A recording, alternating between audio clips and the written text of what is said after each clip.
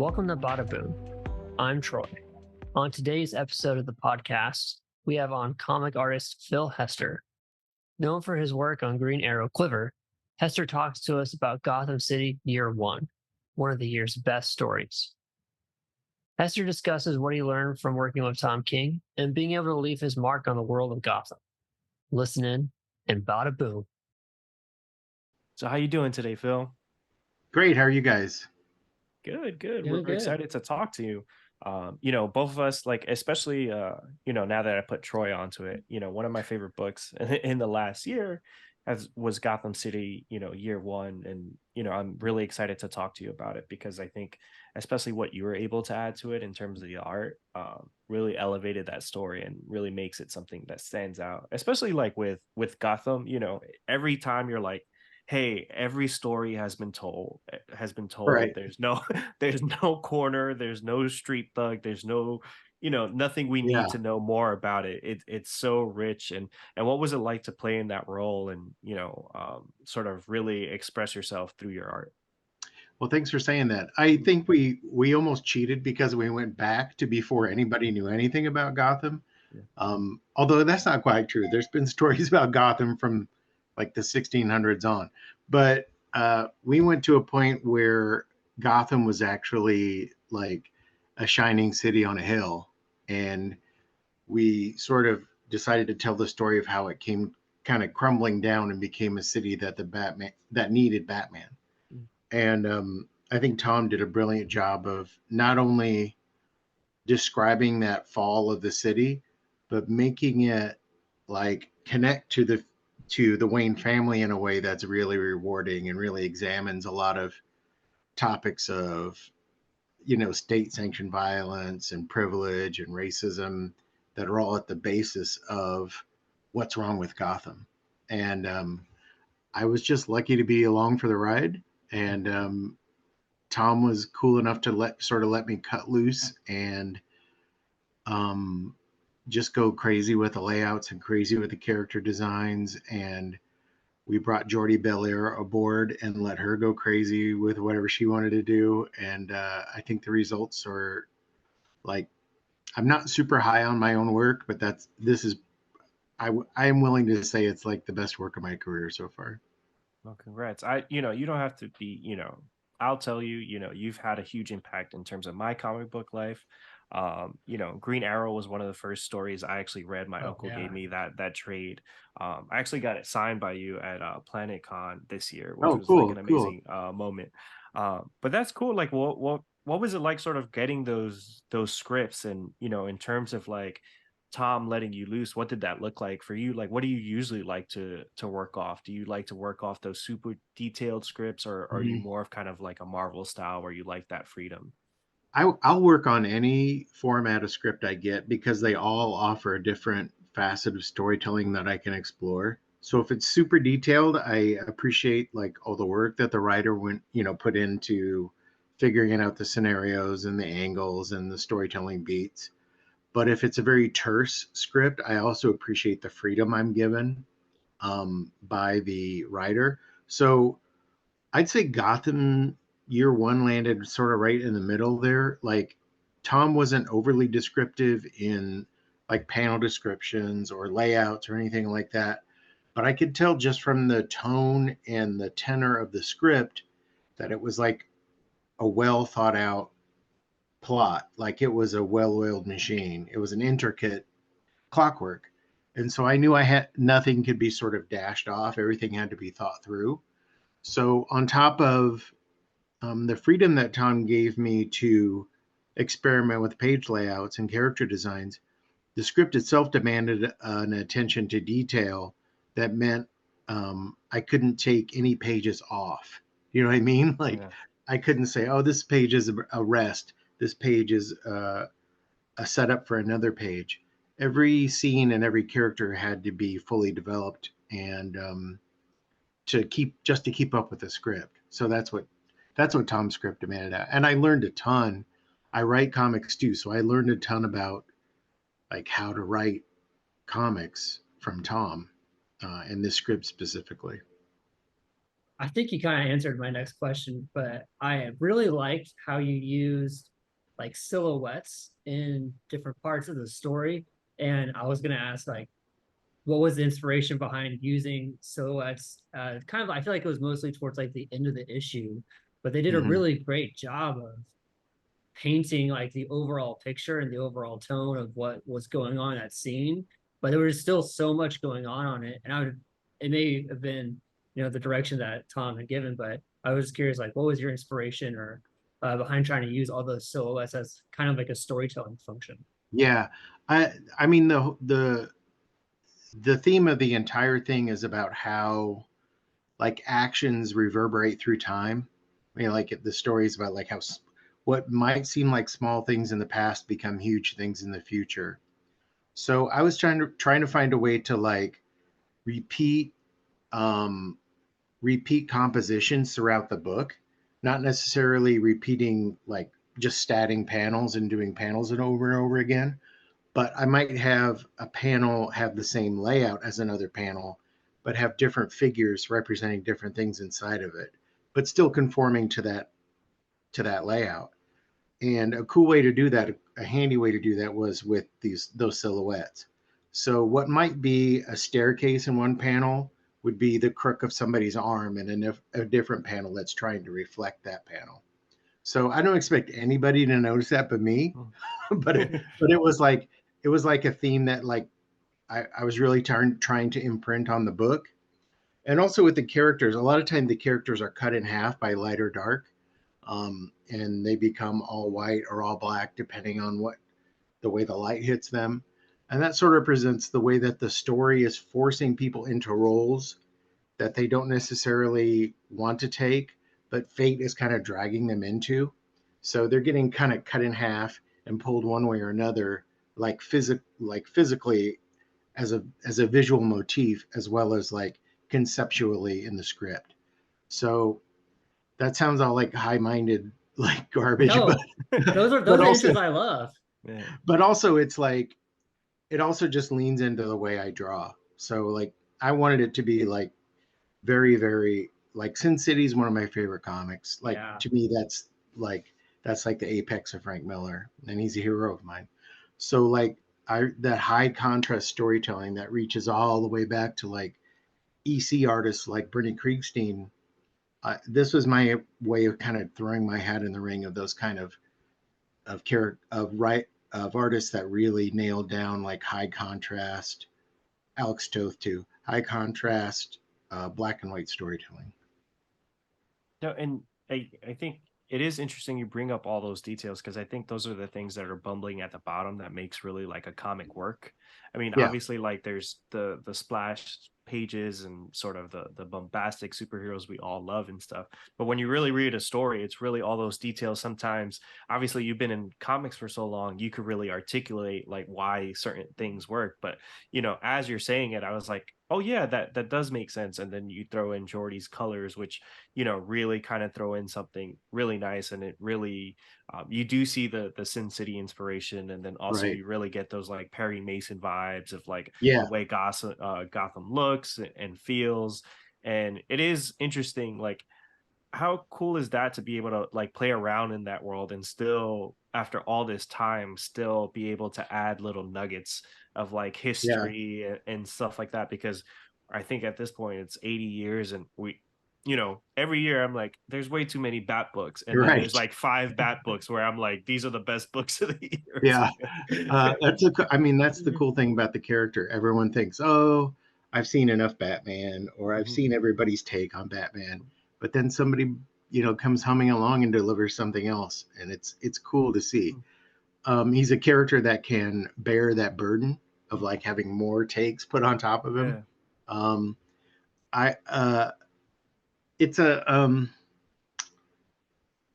I'll say that like having a chance to like play in that world is a big deal to me because like Batman means something to me as a character, like as just as a reader. So getting to establish some things that will like sort of we'll see if they echo throughout like Yeah. Batman's history. Like I have this little saying that quality equals canon. Yeah. So like there are things that the higher ups want to be canon that don't necessarily stick. But if a story is really good, it sort of becomes canon by default. And when we were working on this, I thought it was a Black Label thing for a long time. And then about halfway through, like Tom was like, "No, this is canon. This is Batman history." And I'm like, "Oh, well, we're really messing with it then. We're really doing some things."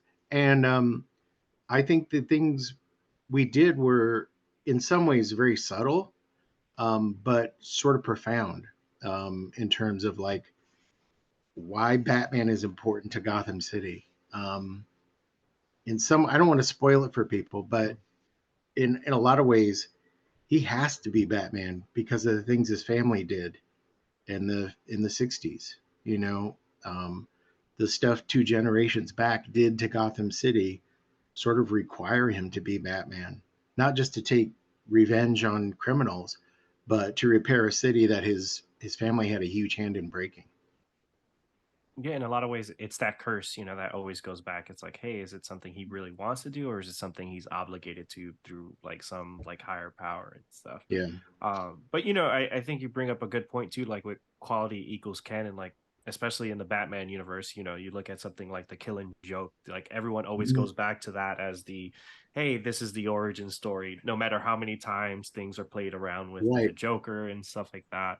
right. Um, and for you, like working in this, like it was interesting, before we hopped on, like you talking about how passionate you are, is like comics work is really the work you like doing, Yeah. like, and just hearing you speak about like the history and what inspires you, like what's it like to still be in it for so long and still be able to have moments like Gotham City year one and still like be able to like find the joy in it.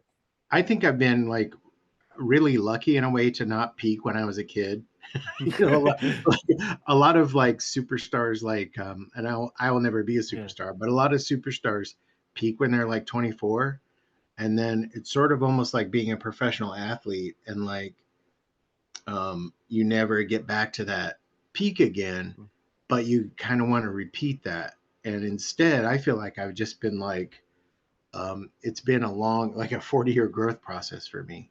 Like by the time something comes out, I'm really like don't feel good about it usually. Like I feel like I've grown more as an artist, or I've learned more, and I see my work with a more critical eye. Gotham City is probably the first thing that's come out that I've been like happy with 70% of my work in it, which is pretty high ratio for me. Like it's usually half and half. Um, and that's not due to like a lack of effort on my part or anything. It's just due to like, I mean, comics, again, like sports, like music, whatever, you're born with a certain amount of chops, right? You have either you can run a 4.40 or you can't.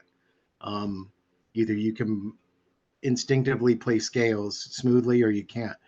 And so I don't think I'm very high in that. Like, I don't think I got a bunch of that draftsmanship juice from my genes. So like what I do put on the page, I really have to fight for. And I feel like Gotham City is the first time, like not the first time ever, but like it's the best example of what I fought for making it to the page. And a lot of it has to do with Eric Gapster inking, being on the same page with me as an inker, and Jordi Belair coloring it like in that same kind of gutsy, risk-taking fashion. Yeah. I think you did a great job with Gotham City one. I mean, I read it like from beginning to finish in like one day because I couldn't put it down. And I'm really Mm-hmm. happy. I'm really happy that it's going to be canon, because there are so many things I'm like, this needs to be the first book someone reads before they start reading other Batman. Uh, Right. but there's a lot of stuff that you mentioned earlier that you learned a couple of things from Tom when it comes to like writing comics. Are there Mm-hmm. specific things that you're going to bring over into wherever you're working on next? I hope so. I mean, the number one thing I learned from him is discipline.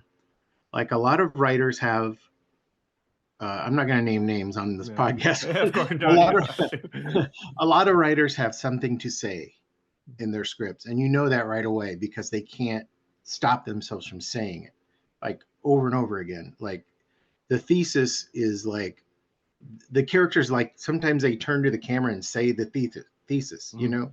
um and Tom is a lot more subtle, and he has some, like, the last issue of this series have like atomic bombs dropped in them, but they're done with a line of dialogue in a small panel. They're not, they're not big flashy expositions.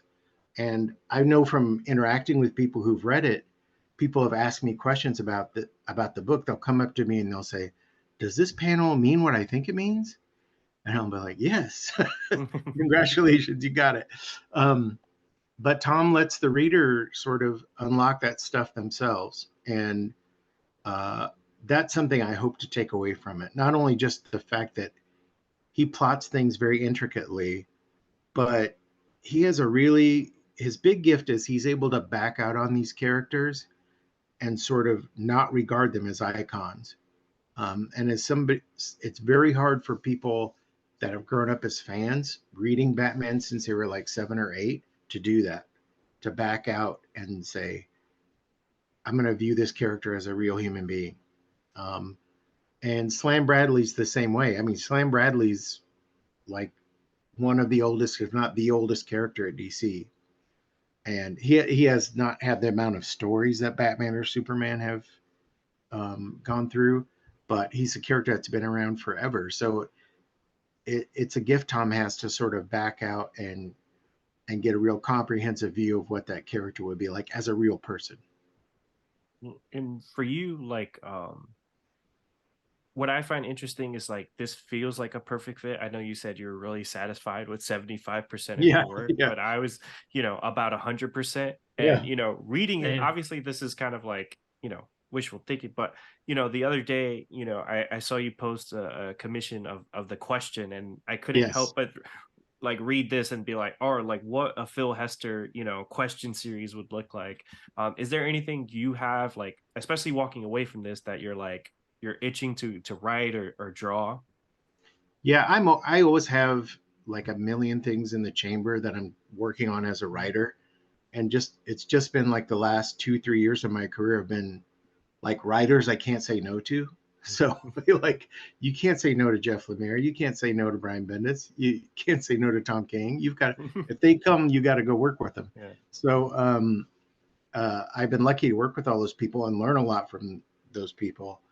But yeah, I'm always working on things that I want to write. Um, it's made me like sort of take like this is like a Tom King special, to take an obscure character and really break him down. And there's a couple obscure characters in the DCU that I feel that way about, that I don't know if DC would trust me with, but I'd like to try. And as an artist, of course, I think Gotham City year one was sort of like a, would be in the same vein as like a question book or a creeper book, or it's one of those kind of high contrast street level books. And I was like, I was joking with the person who commissioned that question at the con, was like, retweet this, make sure Tom sees it. So maybe Yeah, maybe please. maybe he'll write me a question book. I mean that. Yeah, that would be my number one on the pull list, everything, and I definitely would have to hit you for some original pages for that. Yeah. Yeah, I would love a question series, especially from Tom and you. Yeah. But when it comes to drawing Slam Bradley, was it kind of tough to draw him towards the end of the series? Because I kept thinking, man, this guy's getting the crap beat out of him like Yeah. every single issue. Well, like in the script, Tom says, like, on page 1, he's Clark Kent. On page 1, he's like, well, the real character we were comparing him to was Alex Raymond did it's escaping me all of a sudden. Alex Raymond did a detective strip in the 40s and 50s, and the character there was like really put together and really debonair. And he's like, I want him to look like that. I want him to look like, wearing a vest and a tie and glasses, and then just slowly get chewed up. By the end of the series, he's like a hamburger faced, gumshoe. And we actually had to make a little, I don't know if you guys saw it in the hardcover, but we actually had to make like a little chart to keep track of how messed up his face got throughout the book, and keep track of where the scars were and where the bruises were as things went on. And he never really got time to heal between scenes, so he's all chewed up by the end. But that was fun to draw. Yeah, No, when you mentioned earlier where like you would do like half the face would be covered in darkness and then you can see the other half, there'd be parts of the issue where I would be like, okay, this looks pretty much similar to the next one. And then you'd see his face like for the first time out of the shadows in a full page or something. And I'd be like, dang, that's way worse than I thought it was before. Yeah. Now, and that'd be difficult. And I think something like which is funny is like you always think about like movie continuity, TV show continuity, but I'd imagine it's really hard. And I'm sure like once you got to like the 10th beating, you're like, why did we do this to ourselves? Well, it was also like, not to get like too symbolic, but it also sort of represents like the facade of Gotham City falling away. Like, Slam Bradley looking all slick and put together sort of crumbles as the story goes on, the same way like the facade of Gotham City as a nice place to live sort of crumbles. It's a nice place to live for some people, and it's not for others. And then in the future, it's not a nice place to live for anybody. But in the way we started, the police commissioner even says there are less murders here than there are in Metropolis. And part of the reason for that is if you assault somebody in Gotham City, the cops take you outside of town and break your legs, and so seeing the ugly underbelly of everything in Gotham City, including Slam Bradley, is important to the theme of the story. Yeah, and I love that piece of it because I definitely got like Hot Fuzz vibes at the beginning of the story where I was like, I this doesn't seem like he's saying this in a really like, weird way where I'm like not trusting it. But it's those little lines that make you kind of speaks to, Tom as a writer, where it's like everyone knows Metropolis. It's literally a metropolis. It's right. What people see as the perfect city in any comic book world. So that contrast where you're like, oh wait, how did Gotham City go from that to what we think of it now? Right. But yeah, thank you, Phil. This has been awesome, especially deep diving into it, especially the details, and we really appreciate you giving us the time. And is there anything else that you're working on that you could particularly talk about now? I have the first issue of the new Creep Show book from Skybound. It's got a lead story by Garth Ennis and Becky Cloonan, and then a second story that's by Eric Gapster and myself. I wrote and drew it, and Eric inked it, and Mike Spicer colored it. And I've got a couple of things brewing at Substack and at DC, and I guess I'm not allowed to talk about those yet. But hopefully it's a question book, Believe me, if it were, I would not be able to shut up about it. I would know that. Yeah. Well, thanks again, Phil. And with that, bada boom. Oh yeah, bada boom. Thank you for listening to the Bada Boom podcast. Keep the conversation going on Instagram, TikTok, and Twitter. Get in the comments on our YouTube channel and let us know what you'd like to hear next. And please subscribe to the podcast on Apple Podcasts, Spotify, and wherever you listen.